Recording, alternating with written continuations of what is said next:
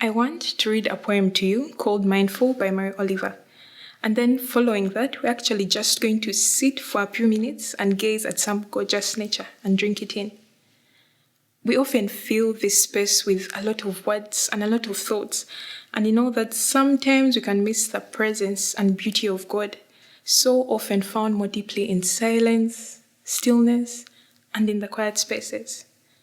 And we do the same thing a lot when we walk through this world, which is filled from earth to sky with glimpses of the beauty and peace, holiness, and wild wonder of who this God is, who loves you very much. So, we're going to get our poetry on for a minute to help guide us into a quieter headspace.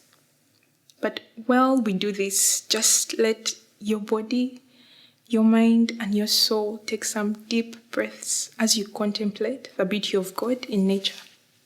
Every day, I see or hear something that more or less kills me with delight, that leaves me like a needle in the haystack of light.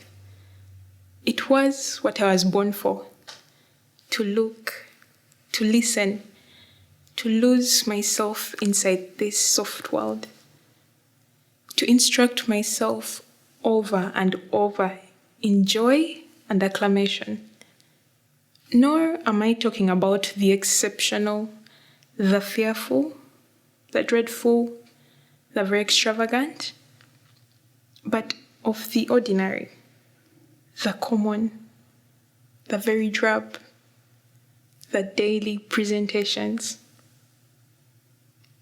Oh, good scholar, I say to myself, how can you help but grow wise with such teachings as these?